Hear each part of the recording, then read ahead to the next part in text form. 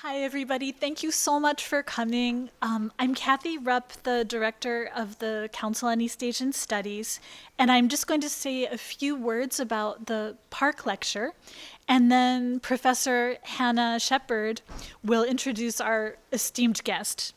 The Seong-Yawng Park and Marguerite Clark Park Memorial Lecture was made possible by a generous gift from their estate. The principal objective of this gift is to foster the study of Korea at Yale by bringing recognition of the Korea Peninsula and its affairs and achievements both to Yale and also to the wider community. The Parks met at Yale and were married in 1964. In an interview in 2002, Park said that coming to the United States and studying at Yale was an experience that shaped his entire life. Park earned his PhD at Yale in 1965 and taught economics at the University of California, Berkeley. In 1968, he returned to Seoul to work as an economic advisor to the President of Korea. He also taught economics at Seong-Yawng University, and in 1984, he took over the helm of Kumho after his father, who was its founder and chairman, passed away. Park continued to build this transportation, construction, and electronics company, establishing Asiana Airlines in 1988 and thereby forming the Kumho Asiana Group. The inaugural Park Memorial Lecture was by Victor Cha, professor of government and international affairs at Georgetown University. Carter Eckhart, Yonsei-Yang Professor of Korean History at Harvard University, gave the second Park Lecture, and today it is our great pleasure to welcome Namhee Lee, Professor of Modern Korean History at the University of California, Los Angeles. And Professor Hannah Shepard will take it from here. Thank you.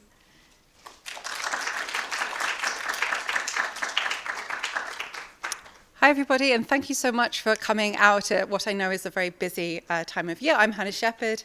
I teach in the history department here at Yale, and it gives me great pleasure and it's such an honor to introduce our speaker for this year's Park Memorial Lecture. Namhee Lee is Professor of Modern Korean History in the Asian Languages and Cultures Department at UCLA, and she's also Director of the university's Center for Korean Studies. I first came across Professor Lee's work exactly 10 years ago. I realized in my grad school training when we read her first book, The Making of Minjung, Democracy and the Politics of Representation in South Korea.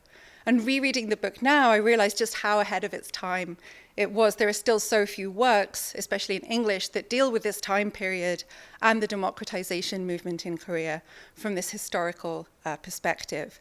She's also co-edited a source book on the South Korean democratization movement, providing crucial materials in English to help educators convey to our students the diverse voices and positions of those involved in this movement from the 60s through to the 1980s.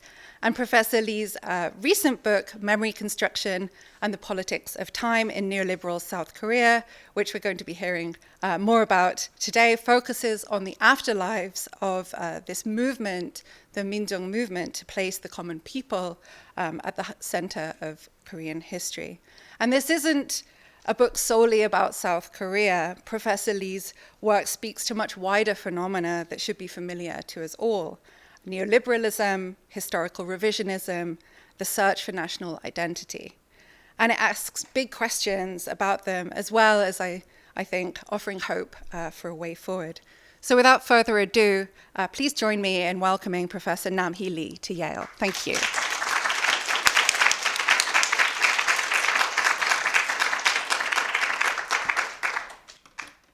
Thank you so much for that very generous introduction, Professor Shepard, and for inviting me here.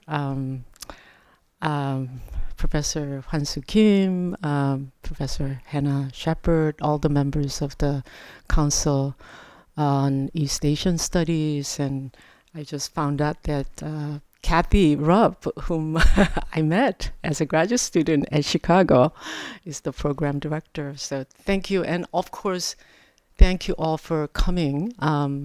on a Wednesday afternoon, which I'm sure is a time when so many different things are calling for your attention. So I appreciate your being here. And obviously I am feeling so overwhelmed at the privilege and the honor that I have to be invited as the speaker for the Seong-Yawng Park and Marguerite Clark Park Memorial Lecture. Especially so because I know how much work Hwan-Soo Kim has put into making Korean Studies program visible, and to meet some of the graduate students for lunch this afternoon was such a pleasure and privilege. It was so much fun too, and just to have those bright, intelligent, smart, and forward-thinking graduate students, and to have that community is so very important. And again, I appreciate all the work that went into making that community possible. So, history, politics of time, the poetics of remembrance is a rather clunky title, because I was trying to sort of come up with the different titles from the lectures that I've given. Again, this is my sort of first kind of experience about giving talks soon after publishing my book, because that hadn't happened with my first book. So this is an entirely new experience. And I believe I was here in 2019, and I remember presenting on a chapter that I was working on, and I was not yet ready with the whole book manuscript. And since then, I worked on it a little more. So in fact, today's sort of presentation is going to be based largely on the last chapter, epilogue, which took a great deal of time. And I was sharing this agonizing sort of period of working on this, and how I actually didn't wish to write this kind of book with Professor Shepard this morning. And perhaps some of the reasons might appear later. But given that my first book was about the South Korean democratization movement, I had not anticipated that this moment would arrive where I would talk about afterlives of the Minjung movement in a very radically different context. So I think I was supposed to turn on my microphone. So I'll do that. Let's see, how do I do this? Is it on? Okay, great. And then I'm supposed to be working on clicker. And most importantly, I need to time myself. All right. Okay, so today's presentation is largely based on the epilogue of my recently published book, which basically examines the social discourse of post-1987 in South Korea. And it's basically about neoliberal rationality, actually about how neoliberal rationality and the politics of time. I must like politics very much because each of my book's title has politics. But it's also because I'm a product of that particular time that where everything is politics in some ways, right? So it's a reminder to myself, as well as to our intellectual community. So if I want to sort of summarize my book, it's about how neoliberal rationality and the politics of time combined has given rise to various attempts and performative announcements that basically deny or obscure past emancipatory projects as illegible. So that's my larger sort of argument. And one of the chapters is focused on how the Korean society has been waging historical debates so fierce and contentious that they have been called a civil war. See, I keep forgetting to do these things. And these historical debates start from what is known as Park Chung-hee syndrome, which is basically an adoration or reassessment of the former dictator Park Chung-hee, starting from 1990s, to the Nomu현 government's attempt to legislate resolution of the issues of pro-Japanese collaborators, to the new rights claim that the history textbooks used by middle school rather, and high schools were too critical of South Korea. So what I see happening with these historical debates is that the transformation in historical judgment in all of these debates centers on the notion that times have changed. Because we live in a different era, we need to move on, hence the politics of time in the title. But in the process of thinking about and writing about these issues, I realized that there was simply no way that I could get away from thinking about theoretical and what might be called ethical issues that emerge from these historiographical debates, and that I need to grapple with these issues, whether or not I am equipped to do so.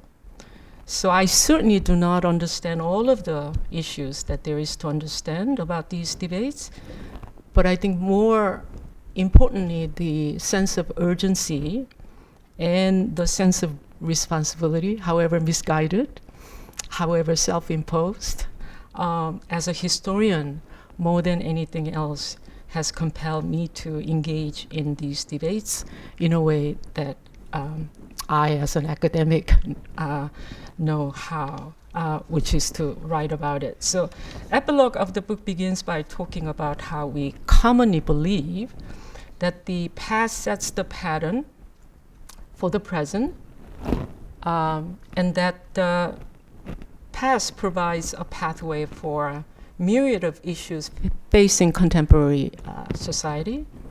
And obviously this is also one of the reasons we were taught to believe that we are studying history, but how this belief has been challenged since around the 1960s, particularly in advanced industrial societies, where with the advent of postmodern thinking, the notion of modernity as a key concept for cultural self-interpretation has been widely challenged.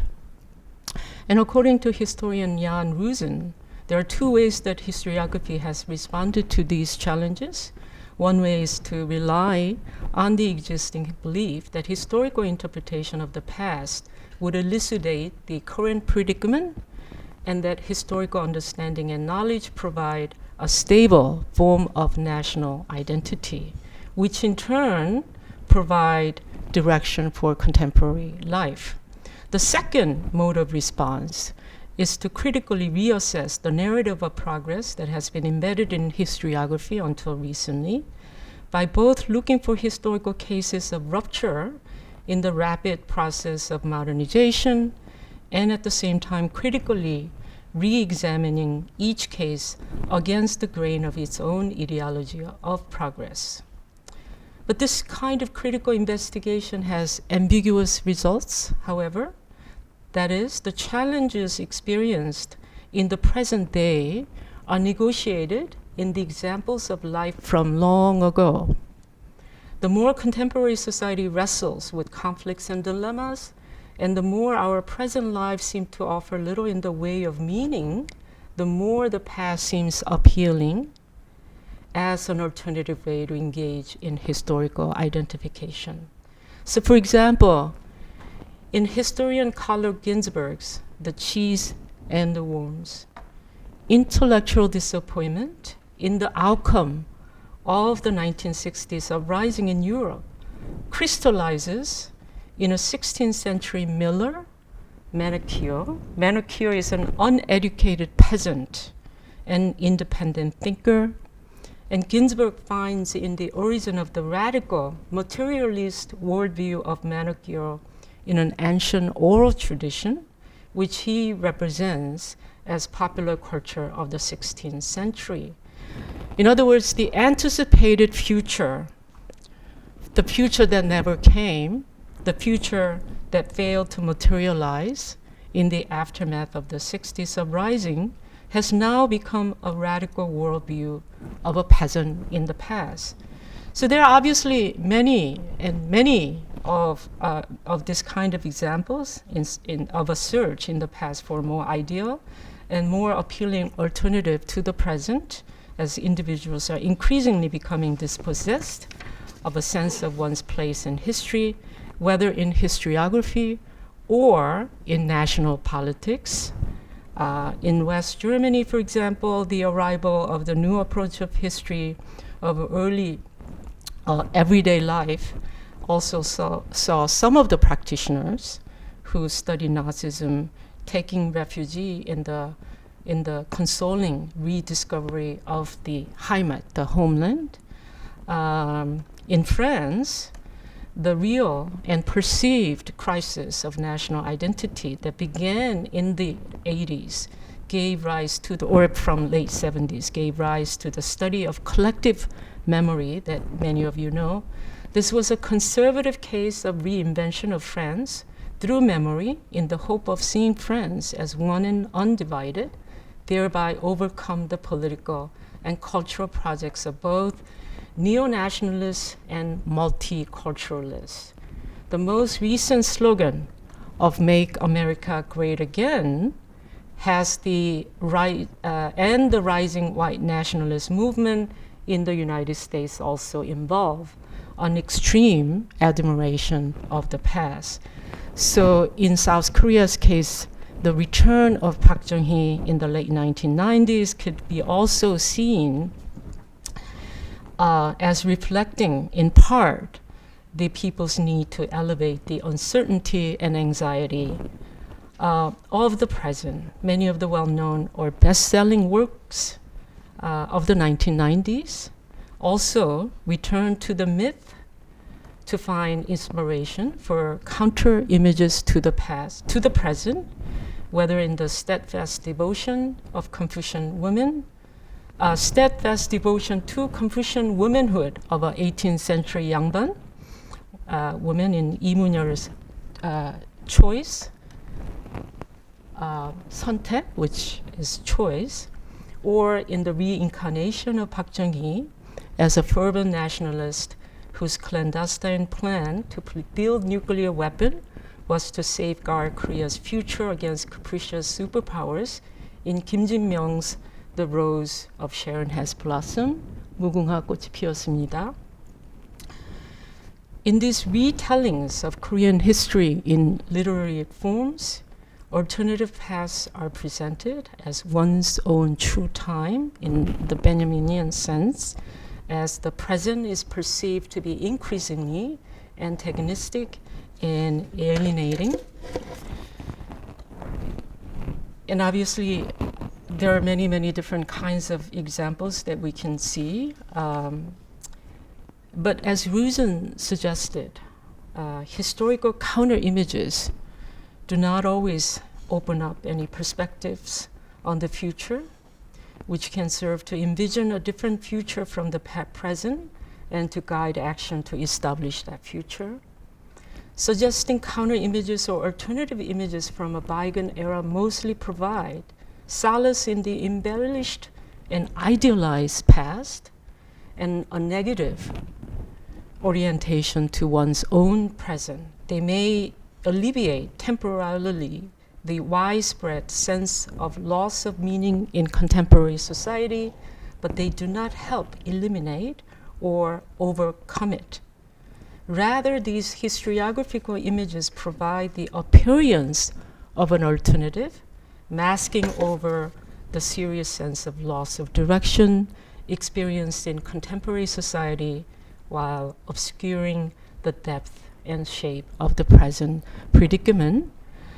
And so I guess I'm trying to be sympathetic toward the New Right scholarship, their effort to promote a positive view of history that encourages a strong identification with the Korean state, and its argument that a positive image of history will provide historical lessons, which is closely bound up with the idea that historical knowledge and traditions nurture and sustain one's self and national identity.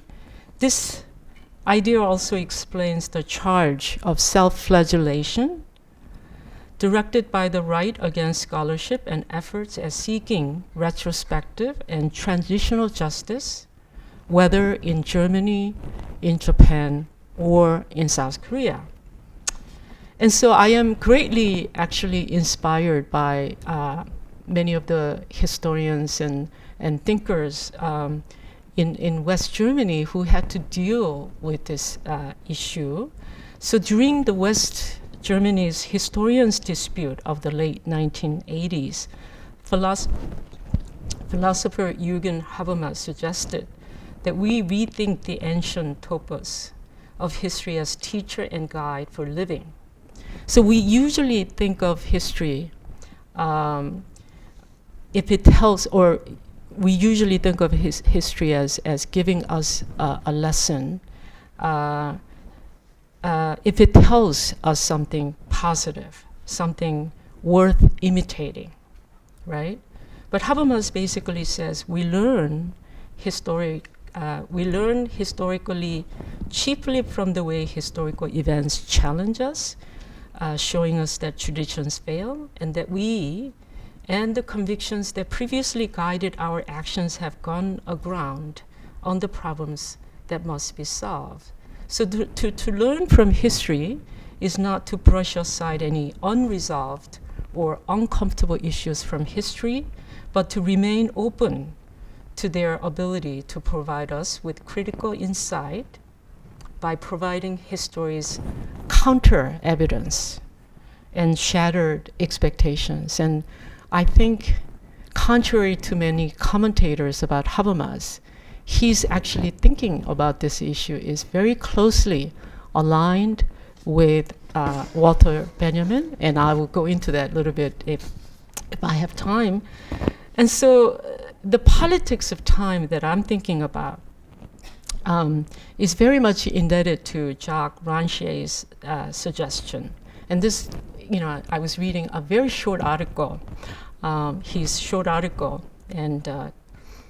suggesting that a notion of time that separates the present from the past functions as a principle of impossibility, right? Principle of impossibility. And then obviously I am tremendously indebted to Walter Benjamin's critical view on the notion of history as progressive. So going back to Rancière, he notes, in the era of post-grand narratives, a seemingly innocuous statement, such as times have changed, is effortlessly recast into a statement of impossibility. That is to say that the times have changed does not simply denote an actual passage of time and the disappearance of things that had been present in that time period. It also denotes that the possibilities that had been imbued with the idea of time have become impossible, no longer belonging to the present and in the realm of what is possible.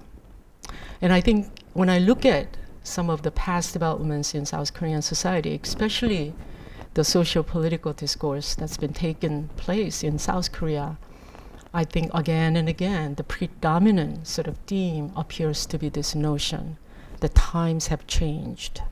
And obviously the Benjamin's well-known thesis on the philosophy of history offers a very critical understanding of time and a view of history. And I'm sure many of you in this room are well-versed or at least familiar that history does not progress according to a prescribed linear trajectory where there is a deep and abiding connection between the past and the present, especially a connection between the injustice committed in the past and the emancipatory possibility of the present.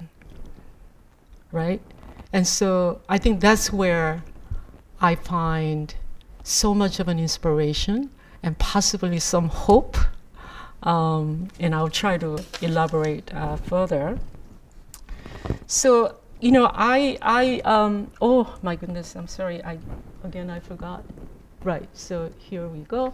So I think the last time I was here, I was actually quoting this particular passage from the re-understanding of pre and post liberation history that was published in 2006. And I sort of drew in on one particular passage by one of the four editors, by historian Lee who soon became a star in the neoconservative firmament and most recently impresario of the New Right. So at the time of 2006 publication, I think it was not quite true to sort of characterize him as New Right, and since then he's become sort of more and more of a spokesperson. And there's this passage in the introduction where, and I would quote here, and I'm not going to read all of it. It basically says the democracy and the market economy of South Korea were the foundation, and that some of these leaders who established the Republic of Korea on the principle of democracy and market economy, their act of establishing market economy was an act of justice, right? Because their choice of the principle of democracy and market economy has been shared by humanity of the modern era, and understood as justice through the experience of the long history of civilization. I won't go into details as to why I think this particular passage is problematic, aside from its essentialist notion of the subject whose inner essence is unchanging. It gradually reveals itself as freedom, according to E, a teleological logic where history moves toward a predetermined goal and the absence of global and national context in his analysis. This narrative is also exclusionary, erasing the suffering and pain of the past generation. So that's why I think that this particular passage is so problematic, and his future publication, which is the Anti-Japanese Tribalism, the Origin of South Korea's Crisis, erasure of past generations' suffering is most evident in this publication. This is a book about colonialism without colonialism, and few topics bring into relief the New Right's display of arrogance of those who come later that preens itself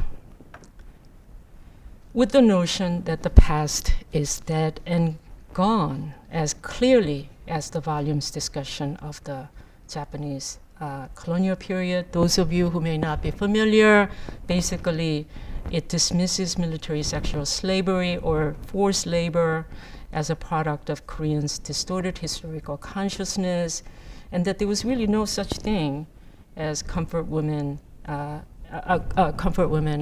a military sexual slaves, because they followed their own choice and their own will, and that being a comfort woman was merely a job that they performed in the comfort station. And so in some ways, he and many other contributors in this volume reduces human beings to mere Homo economicus. And my use of the term Homo economicus comes from the work of political theorist Wendy Brown, who sums up what many, obviously, other scholars have argued. That is how neoliberalism represents the economization of political life and of other previously considered non-economic spheres and activities, a process of remaking the knowledge, form, content, and conduct appropriate to these spheres and practices, right? So the danger in reducing human beings to Homo economicus is that it tears apart the demos. Again, this is Wendy Brown, dispatching the demos back to the individual and private level, right? The neoliberal triumph of Homo economicus as the exhaustive figure of the human is undermining democratic practices and a democratic imaginary by vanquishing the subject that governs itself through moral autonomy and governs with others through popular sovereignty. And so the post-1997 South Korea, in my experience, or in my view, has experienced neoliberalism not only as the structural and institutional reorganization of society, but also as reconstitution of the moral economy of the society, a whole way of life, a mode of social being and becoming in the world, right? And so I don't have any problem with Lee Young-hoon's assertion that we need to have more empirically robust and balanced scholarship, especially concerning colonial period. And Lee Young-hoon repeatedly states that history needs to be scientific, and history is science and can only be science, right? So that's not my contention.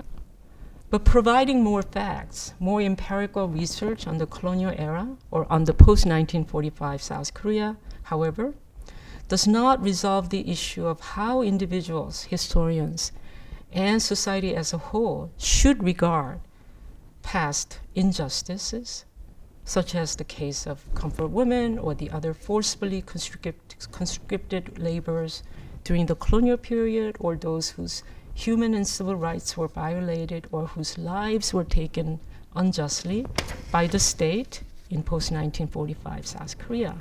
So new and more facts, while promoting further historical discourses and historical awareness, do not by themselves lead to truth, not because there is a lack of a rule of judgment, not least because there is a lack of a rule of judgment, as Jean-Francois Lyotard has discussed in a different context, that can equitably resolve conflicting interpretations of different sides. In his different, of course my pronunciation is terrible. Lyotard develops a powerful argument of how the empirical demonstration of facts in the case of the denial of the Holocaust further drowns out the pain and anguish of the victims, that the wrongs experienced by the victims cannot be presented adequately. In contrast to litigation, a victim is not just someone who has been wronged, but someone who has also lost the power to present this wrong. So when issues such as the comfort women or the forced industrial laborers are pursued strictly as historiographical issues in terms of historical facts alone, and in the case of new right as Homo economicus, without consideration for the pain and injustice suffered by said individuals, history becomes what Benjamin calls homogeneous empty time, a sequence of events like the beads of a rosary, growing longer as it amases more fact and more empirical facts without redemptive potential. And I've struggled with this notion of redemptive potential for many, I can't say years, but I know that also this notion is very controversial among scholars. But I decided I'll take what I need to take from his work.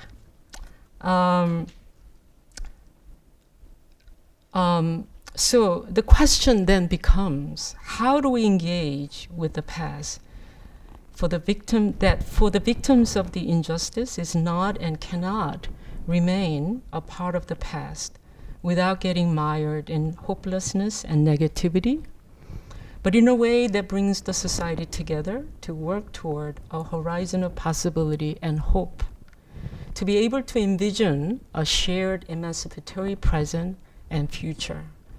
The importance of engaging with the past is underscored by the fact that the suffering and pain of the past generation is not limited to the victims of injustice, but also extends to immediate families, friends, neighbors, and to the anguish of the entire society. Sociologist Grace Cho traces how the profound trauma of the Korean War is unconsciously passed on to the next generation through silence and secrets. Here, the previously mentioned Benjaminian notion of remembrance, I think, is very much relevant. And as again, many of you know, in his well-known ninth thesis, written in 1940, at a time when Europe was being engulfed in the catastrophe of Nazism, Benjamin sought to capture the sense of endangerment in his famous image of the angel of history. And this is obviously a time when Victor Sergei called the midnight of the century, although I feel like we're still living in the midnight of the 21st century. The angel would like to stay, awaken the dead, and make whole what has been smashed. But a storm is blowing from paradise. It has got caught in the wings with such violence that the angel can no longer close them. The storm irresistibly propels him into the future, to which his back is turned, while the pile of debris before him grows skyward. The storm is what we call progress. So in some ways, despair pervades this passage, but as scholars have pointed out, Benjamin does not maintain a nihilistic or hopeless conception of history. And this is where I was so confused for a very long time. How is it possible for someone in his situation to have remained hopeful, although obviously he may not have been all that hopeful as he commits suicide. For him, it is in the present, what he calls now time, that the possibility of redemption, however faint, resides. With this notion of redemption, or the idea of remembrance, and obviously I'm taking very liberally from the interpretation of various scholars, because I couldn't really understand exactly what Benjamin was driving at, right? Benjamin challenges the regime of historicity by suggesting a different relationship with history, a different historical temporality, right?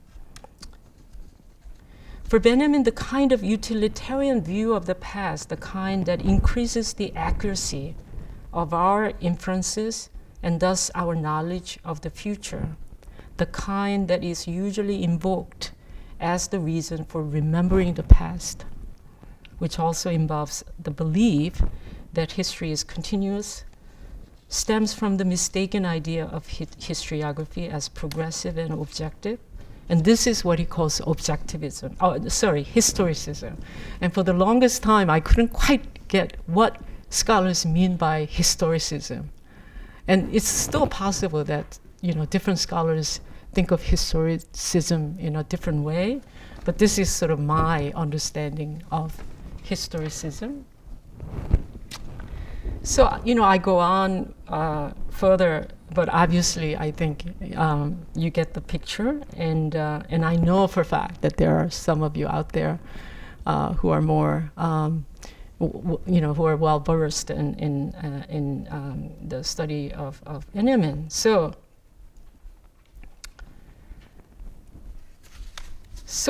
I guess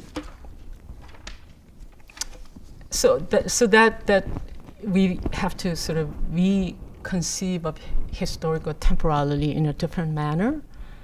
And there's another idea, another sort of suggestion that he makes, and that is that there is this deep, abiding connection between the injustice of the past and the emancipatory chance of the present. For him, remembrance of the past injustice is not only a necessary condition, but the only possible way for future emancipation of the present. And I think this idea is so very crucial for recent scholarship or any attempts to think through the issue of restitution of historical injustice. Historian Berber Beveridge, for example, in particular argues that to seek retrospective justice for the victims of past injustice does not have to lead to negative effects. And that's one of the reasons why so many historians in South Korea, in Japan, or former West Germany would say that we have to stop thinking about our debt to the past generation, or to overcome, we have to overcome some of the thinking that we need to seek justice for the past victims, right? Because it will lead to negative consequences. And someone like him would suggest that retrospective measures, such as reparations for the victims of past wrongdoing, or nation's admission of its own guilt, does not have to come at the cost of future-oriented politics or utopian and emancipatory visions for the future. He calls the tendency of thinking that, again, retrospective justice will lead to negative consequences, not only to posit the past as negative, but also to treat negative as anachronistic or as only belonging to the past, right? This kind of thinking as temporal Manichaeanism. This perspective helps us to rethink the sentiment expressed, such as the statement from the inauguration of Textbook Forum, which is very simply a new right organization that criticizes the current or up to recent the historiography as being negative about Korea's history.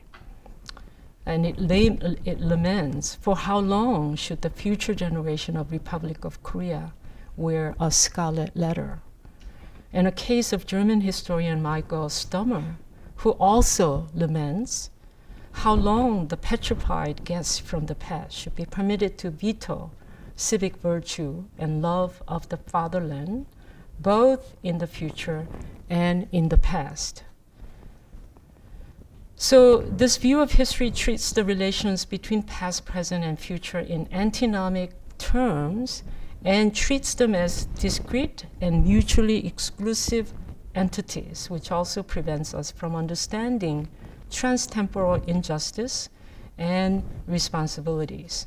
In this view, all of the political historical alternatives that were not part of the successful present moment are consigned to the past, or at least considered an anachronism.